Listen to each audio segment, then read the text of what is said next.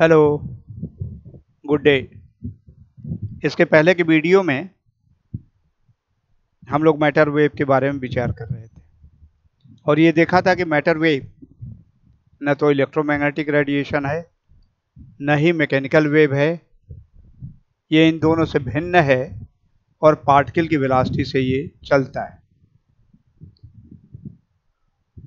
तो किस तरह से चलता है इसके बारे में आज हम विचार करेंगे। उसको हम कहते हैं श्रोडिंगर वेव इक्वेशन। श्रोडिंगर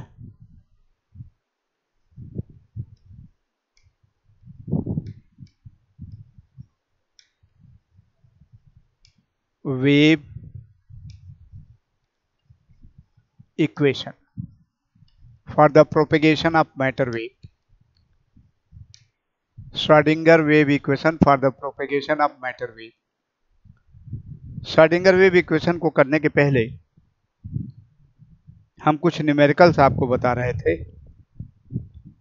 कुछ न्यूमेरिकल इस तरह के जो एग्जामिनेशंस में आपसे पूछे जाते हैं।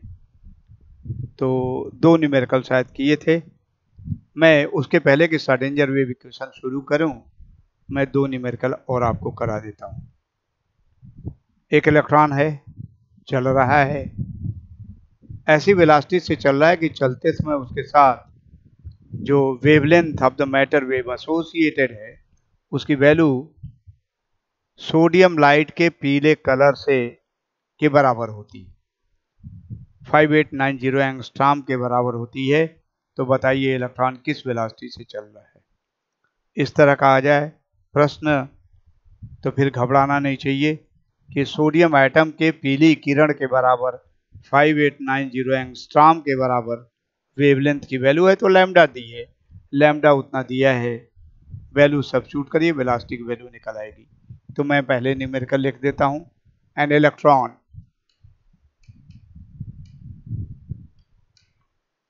moves with such a velocity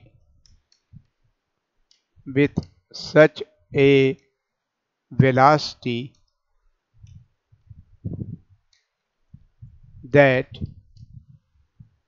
the de Broglie wavelength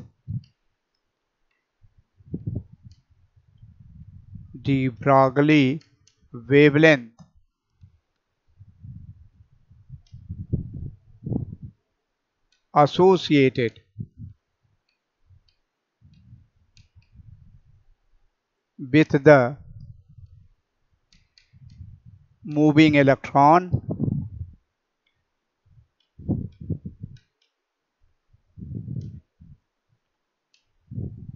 is equal to yellow line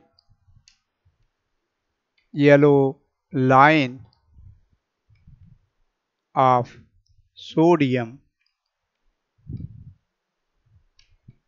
that is वो दिया भी है 5890 angstrom.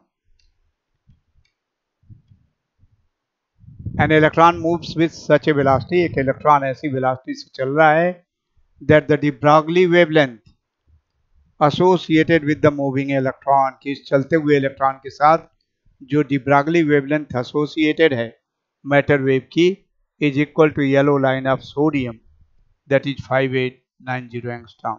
Find out the velocity of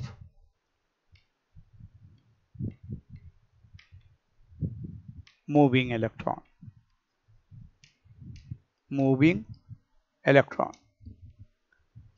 ये प्रश्न है तो बहुत आसान है। लैम्डा की वैल्यू दी है, इलेक्ट्रॉन है इसलिए मास पता है आपको, और उसकी कितनी वेलोसिटी आएगी वो निकालना है। तो एक्सप्रेशन इसका प्रयोग करेंगे। Lambda is equal to H by M B, which can be written as, lambda दिया हुआ है, वी निकालना है, v is equal to H by M lambda. सारी वैल्यूज पता है, सब्स्टिट्यूट कर दीजिए and hence v is equal to velocity जो आपको पता करना है 6.625 into 10 to the power minus 34, the value of h joule second. या तो प्रश्न एच की वैल्यू दी रहेगी, नहीं दिया है तो जो स्टैंडर्ड वैल्यू है जिसे आप जानते हो उसे सब्स्टिट्यूट करोगे। Am the mass of the electron 9.1 into 10 power minus 31. Lambda is the wavelength 5890 और इसको किस में रखेंगे, SI यूनिट सिस्टम में, तो -10। 5890 angstrom is equal to 5890 into 10⁻⁻10 metre रख दिया। कैलकुलेट कर लो तो कैलकुलेट करके वेलोसिटी निकाल सकते हो जिस वेलोसिटी से वो इलेक्ट्रॉन चलेगा। रफली ये 31 है, ये 10 है, 41 है। मैं एक स्टेप और कर देता हूं, 6.625 डिवाइडेड बाय 9.1, ये कैलकुलेट आप कर लेंगे, इसे लिखने की आवश्यकता है नहीं। 5890 मैं केवल 10 के पावर को इकट्ठा कर दे रहा हूं, इंटू 31 10 41, ऊपर जाएगा प्लस 41, ये 34 है तो 10⁻7 बचेगा। भाग देंगे इसको 10⁻4 और कम कर लीजिए, 9 का आधा 4.5 होगा, 1 दशमलव कुछ आएगा और ये 4 इधर कम हो गया, कट गया तो 10⁻3 के क्रम में आएगा। तो 1.5 इंटू 10⁻3 मीटर पर सेकेंड या इस तरह का कुछ आंसर आएगा, विच can be calculated with the help of A calculator, और आप इसे कैलकुलेट कर लेंगे। बस तरीका जानना चाहिए, प्रश्न देखने से भयभीत होने की कोई आवश्यकता नहीं। सिंपल इक्वेशन का प्रयोग करना है, lambda is equal to H/EmV। एक दूसरा प्रश्न मैं और दे रहा हूं, तो फिर मैटर वेव के बारे में श्रोडिंगर ने क्या सजेस्ट किया था उस पर विचार करेंगे। एक अल्फा पार्टिकल है, अब alpha particle charge particle, electron charge particle है। इलेक्ट्रॉन के जगह पे एक बॉडी भी हो सकती है, एक पार्टिकल हो सकता है, क्योंकि matter wave is associated both with charge as well as uncharge particle. तो फिर अल्फा पार्टिकल है, ये charge particle is moving with such a velocity that its kinetic energy is say 100 electron volt. To find out the de Broglie wavelength associated with the alpha particle, ये प्रश्न है। तो इस प्रश्न को भी मैं लिख देता हूं, an alpha particle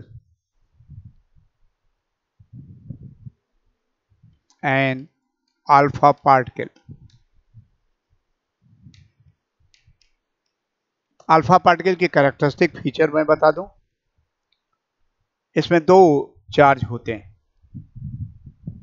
और चार्ज से कोई मतलब नहीं, आप जानते हो मैटर वेव चार्ज पार्टिकल के साथ भी होता है, अनचार्ज पार्टिकल के बराबर होता है, तो अनचार्ज के लिए भी होता है। ये अल्फा पार्टिकल है, डबली आयनाइज्ड हीलियम न्यूक्लियस है, तो मास इसका कितना हो जाएगा, 2 न्यूट्रॉन 2 प्रोटॉन, तो 4 times of the mass of the either proton और न्यूट्रॉन हो जाएगा। यह इसको ध्यान रखना है आपको, मास इसका प्रोटॉन या न्यूट्रॉन का 4 गुना होगा। क्यों होगा, क्योंकि हीलियम में 2 इलेक्ट्रॉन और 2 प्रोटॉन होते हैं, 2 प्रोटॉन और 2 न्यूट्रॉन होते हैं, तो 4 मास आ जाएगा। ठीक, an alpha particle is moving with such a velocity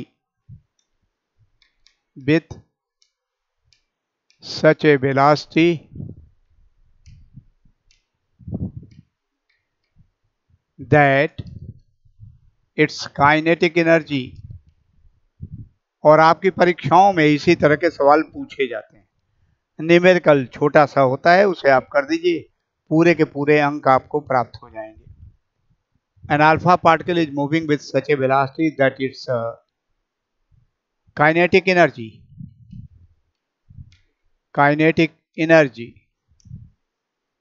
is 100 electron volt find out the value of de Broglie wavelength. De Broglie wavelength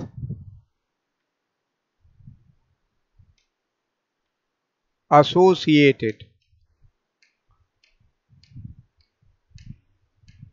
with the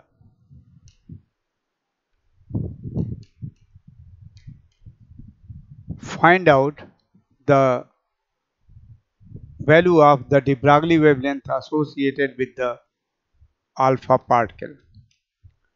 alpha particle के साथ जो मैटर वेव एसोसिएटेड होगा उसके de Broglie वेवलेंथ की value कितनी होगी यदि चलते समय उसकी काइनेटिक एनर्जी 100 इलेक्ट्रॉन वोल्ट हो तो देखिए यहाँ एक तो समस्या है अल्फा पार्टिकल। तो अल्फा पार्टिकल का मास जो होता है मैं अलग से लिख लेता हूं, mass of alpha particle. Doubly ionised helium nucleus है, चार्ज से कोई मतलब नहीं, डबल चार्ज है, पॉजिटिव चार्ज का कोई नहीं, लेकिन मास, तो mass is 4 times the mass of proton 1.67 into 10⁻⁻27 kilogram. तो मास की जगह पर इसका प्रयोग करना है और ये 100 इलेक्ट्रॉन वोल्ट है। काइनेटिक एनर्जी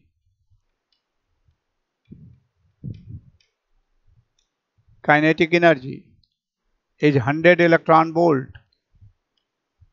अब आपको करना है इलेक्ट्रॉन वोल्ट में, इसको नहीं रख पाओगे इक्वेशन में, सब्स्टिट्यूट करना है किसमें, एसआई यूनिट सिस्टम में, that is in joule.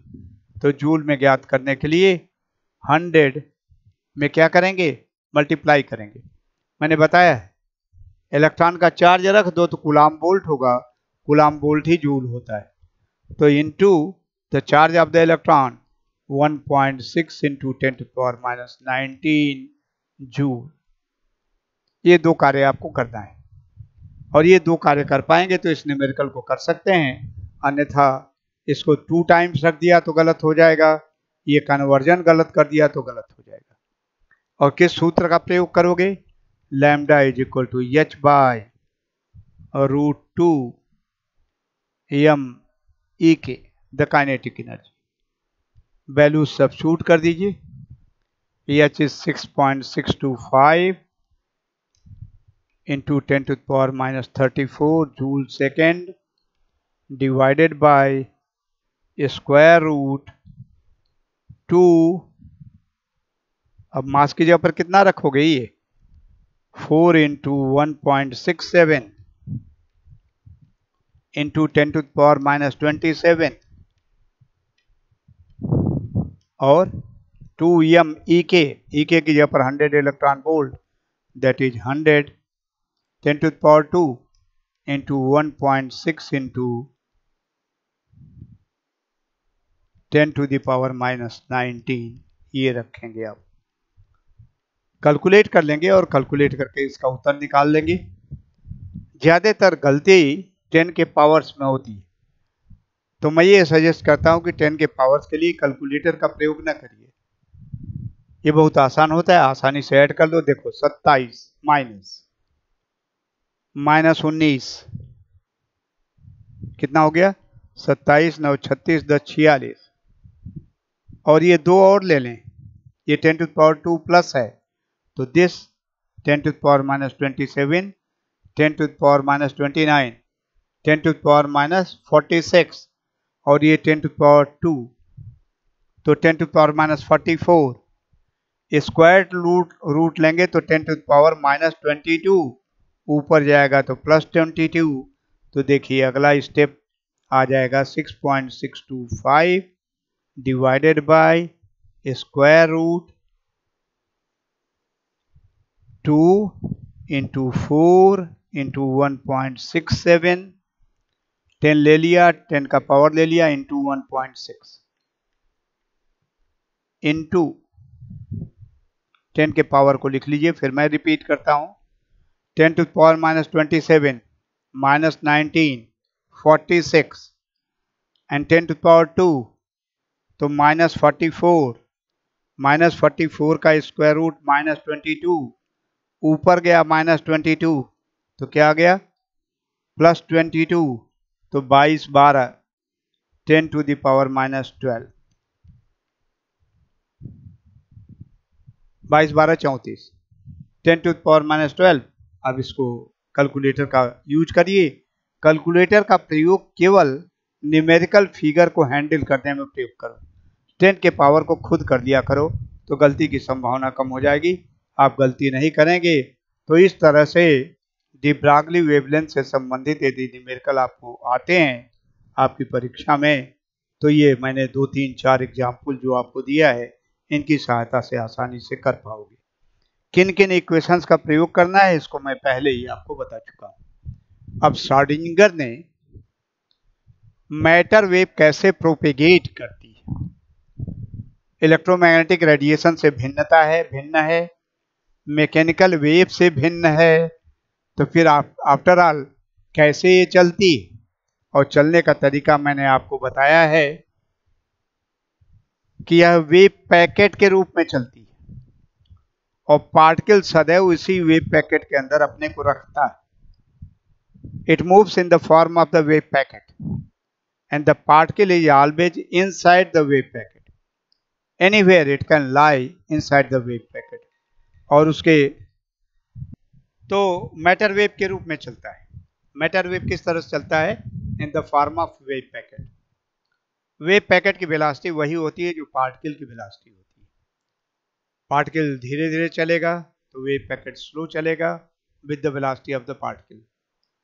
Particle यदि तेज चलेगा तो वेव पैकेट भी उसी वेलोसिटी से पार्टिकल की वेलोसिटी से चलेगा, इस तरह से कि सदैव पार्टिकल वेव पैकेट के अंदर ही रहता है, कभी उसके बाहर नहीं निकल पाता, because the velocity of the wave packet and the velocity of the particle is the same. दोनों की वेलोसिटीज इक्वल है। पार्टिकल कहीं भी वेव पैकेट के अंदर रह सकता है, हालांकि इसकी साइज जो है नैनोमीटर के साइज की होती है वेव पैकेट की साइज, फिर भी पार्टिकल इस वेव पैकेट के अंदर कहीं भी हो सकता है। और पार्टिकल कहाँ होगा इसे हम एक इंटरमीडिएट में आपने पढ़ा होगा, हाइजेनबर्ग अनसर्टेनिटी प्रिंसिपल, उसकी सहायता से पार्टिकल की उपस्थिति को पता करते हैं। लेकिन आपके कोर्स में अब नहीं है तो हम उसको यहाँ जानने की कोशिश नहीं करेंगे। बस इतनी सी बात जानते हैं कि particle lies inside the wave packet, anywhere inside the wave packet from left end to right end. छोटे से नैरो रीजन में यह वेव पैकेट बनता है और उस वेव पैकेट के अंदर ये पार्टिकल निहित रहता है, कहीं भी रह सकता है। तो इन गुणों को ध्यान में रखते हुए श्रोडिंगर ने मैटर वेव के प्रोपेगेशन के लिए, वेव पैकेट के प्रोपेगेशन के लिए एक इक्वेशन प्रपोज किया, और इस इक्वेशन को प्रपोज करने के लिए उन्होंने एक वेव फंक्शन कंसीडर किया। A wave function representing the characteristic feature of the matter wave is selected by Schrödinger। Schrodinger ने एक वेव फंक्शन साई के बारे में विचार किया। अब ये साई क्या है, नया वेव फंक्शन जिसका नाम हम सुन रहे हैं, यह वेव फंक्शन मैटर वेव से रिलेटेड होता है। किस तरह से ये रिलेटेड होता है इसकी प्रॉपर्टी को हम जानें। The characteristic feature, characteristic features of Sai. इस वेव फंक्शन साई की फीचर्स क्या क्या हैं, तो कैरेक्टरिस्टिक फीचर्स मैं बता रहा हूं। पहला, Sai represents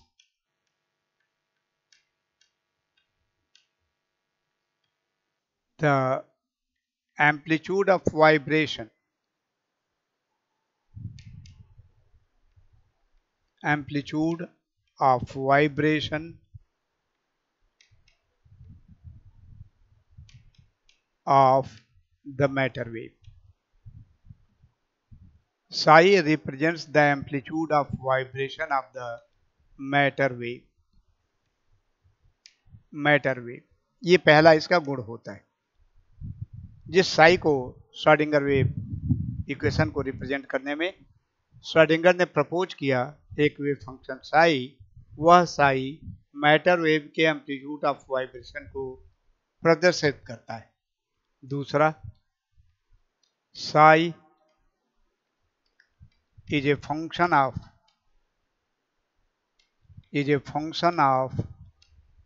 space and time. Space and time, ये स्पेस और टाइम दोनों पर निर्भर करता है। एच साई हमने जरूर लिखा है, लेकिन this psi is a function of space R and the time T. R और टी पे निर्भरता इसकी होती है। ये दूसरा गुण है। तीसरा कैरेक्टरिस्टिक फीचर है, Sai is complex in nature. Complex in nature,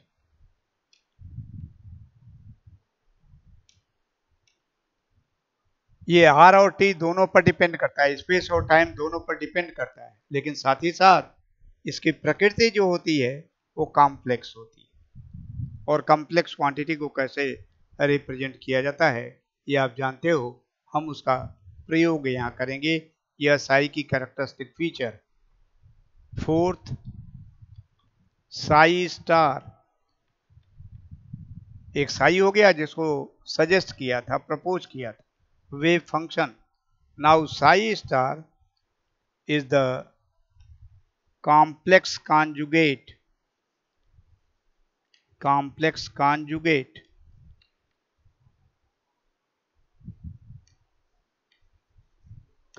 of psi. psi इसका कॉम्प्लेक्स कॉन्जुगेट है, और आप बीएससी में मैथमेटिक्स में पढ़ते भी हो कॉम्प्लेक्स क्वांटिटीज किस तरह की होती हैं और उसका कॉम्प्लेक्स कॉन्जुगेट किस तरह का होता है, ये ऑलरेडी आप जानते हो। जहाँ जरूरत पड़ेगी मैं उसका उदाहरण दूंगा ही कि साई का नेचर कैसा होता है कॉम्प्लेक्स, तो कॉम्प्लेक्स का रिप्रेजेंटेशन कैसा होगा और उसका कॉम्प्लेक्स कॉन्जुगेट कैसा आएगा। Another property, fifth, Sai square.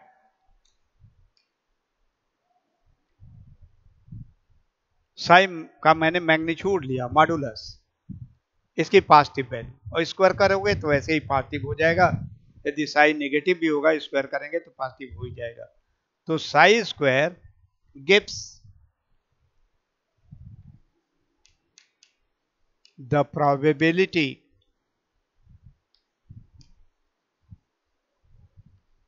probability of finding the particle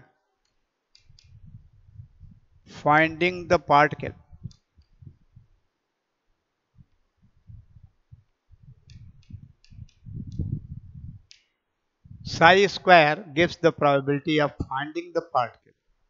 देखो मैं पार्टिकल लिख रहा हूं, ये इलेक्ट्रॉन भी हो सकता है, न्यूट्रॉन भी हो सकता है, एटम भी हो सकता है, अल्फा पार्टिकल भी हो सकता है, चार्ज भी हो सकता है, अनचार्ज भी हो सकता है।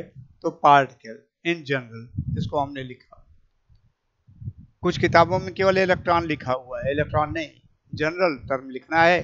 जब इलेक्ट्रॉन का केस हम डिस्कस करेंगे तब इलेक्ट्रॉन कहेंगे, अभी तो हम पार्टिकल इसको कहते हैं। May be an atom, may be an electron. छठा, साई स्टार, साई स्क्वायर, यही जो gives the probability of finding the particle, it is equal to the psi जो आपने चूज किया वेव फंक्शन और उसके कॉम्प्लेक्स कॉन्जुगेट के प्रोडक्ट के बराबर होता है। ये मैथमेटिकली सिद्ध भी किया जा सकता है। ऐसा कॉम्प्लेक्स क्वांटिटी का चयन आप करोगे साई को रिप्रेजेंट करने के लिए कि साई स्क्वायर की वैल्यू साई स्टार के बराबर आती। ठीक, next property, A particle is present, a particle is present आप डिस्कस कर रहे हो कोई केस, वेव पैकेट के बारे में विचार कर रहे हो, और वेव पैकेट में यदि पार्टिकल है तो वही अर्थ है इसका, इफ पार्टिकल इज प्रेजेंट का मतलब inside the matter wave, inside the wave packet. तो ये मैथमेटिकली हम इसको सॉल्व करेंगे। साई स्क्वायर ये probability of finding the particle है, और dx रेंज में, स्मॉल रेंज में, और ये dx को इंटीग्रेट करेंगे -∞ से +∞ तक। Mathematical symbol probability of finding the particle right from left hand to right hand. अब मैंने -∞ टू +∞ लिमिट्स रखा। -∞ का मतलब जहां से शुरू होगा आपके प्रॉब्लम के अनुसार। अभी प्रॉब्लम हमको मालूम नहीं है तो हम फिर एक एंड से शुरू करेंगे, एंड दैट कैन बी -∞, और फिर -∞ भी आप जानते हो हम परिस्थिति के अनुसार चूज करते हैं, अदरवाइज तो इन्फिनिटी को हम डिफाइन नहीं कर सकते हैं। और ऐसे ही दाहिनी तरफ अप टू +∞, और आपके प्रॉब्लम के अनुसार यदि पार्टिकल 0 से लेकर के 1 मिलीमीटर के बीच में रहती है तो लोअर लिमिट 0 हो जाएगा, और अपर लिमिट 1 मिलीमीटर का मतलब 0.1 सेंटीमीटर हो जाएगा।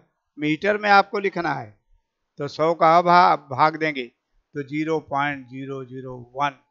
Limits will be from 0 to 0.001, 0 से लेकर के 1 मिलीमीटर के बीच में। अभी डिफिनिट नहीं है, डिफाइंड नहीं है, तो उसी को मैंने -∞ टू +∞ कहा। और जब ऐसा इंटीग्रेट करेंगे, लिमिट सब्स्टिट्यूट करोगे तो पार्टिकल प्रेजेंट है, this will be equal to 1। And next property is, and that is the last, if the particle is absent, particle is absent. Matter wave तो है लेकिन पार्टिकल है ही नहीं, इसका मतलब मैटर वेव का कोई वजूद नहीं होगा, मैटर वेव एग्जिस्ट नहीं करता है। मैटर वेव है, वेव पैकेट है, वेव पैकेट में पार्टिकल नहीं है, तो उसी को हम कहते हैं पार्टिकल इज एब्सेंट। और पार्टिकल यदि एब्सेंट होगा तो इसी ढंग का integration from -∞ to +∞ of psi square dx, और ये बराबर होगा पार्टिकल यदि है तो 1, यदि नहीं है तो 0। ये मैथमेटिक्स आप सॉल्व करेंगे, उत्तर आपको मिल जाएगा। तो ये कुछ कैरेक्टरिस्टिक फीचर है जिन फीचर्स की सहायता से हम साई को पहचानते हैं। और साई एक ऐसा वेव फंक्शन है जो श्रोडिंगर ने प्रपोज किया, सजेस्ट किया या यूज किया श्रोडिंगर वेव इक्वेशन को डेवलप करने के लिए इस इक्वेशन का प्रयोग किया था। और श्रोडिंगर वेव इक्वेशन 2 तरह के होते हैं जो आपके कोर्स में भी है, जिसे आप पढ़ेंगे, और मुझे लगता है आप नोट कर दिए तो मैं मिटा दूं इसको।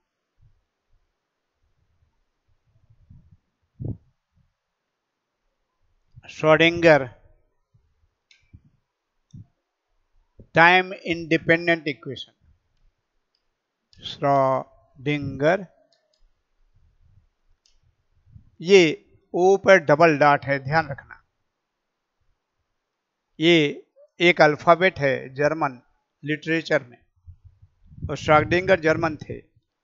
ओ डबल डॉट इनके ऊपर लिखा जाता है, ओ उमलाउट कहते हैं, इसका अर्थ होता है O E, a combination of O and E.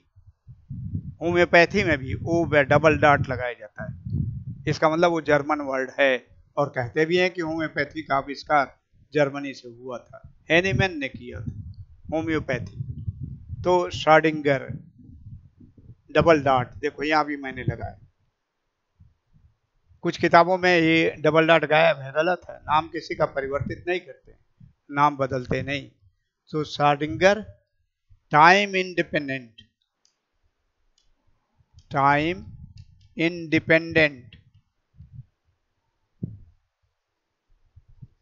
Wave equation.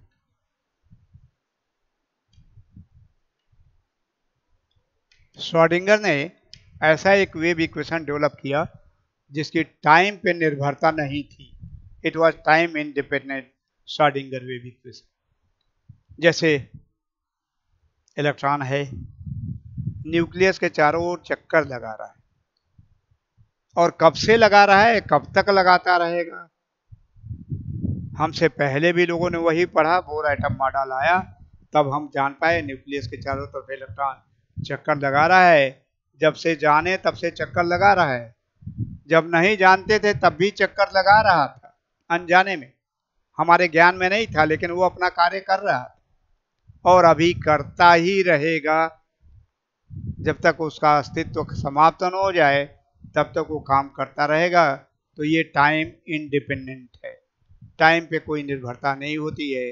Electron का अपने न्यूक्लियस के चारों तरफ चक्कर लगाना यह एक उदाहरण है, और ये आपके कोर्स में भी है, इसको हम निकालेंगे। Electron in A potential box problem, इससे हम सॉल्व करेंगे। और दूसरा एक इक्वेशन इसका आता है, श्रोडिंगर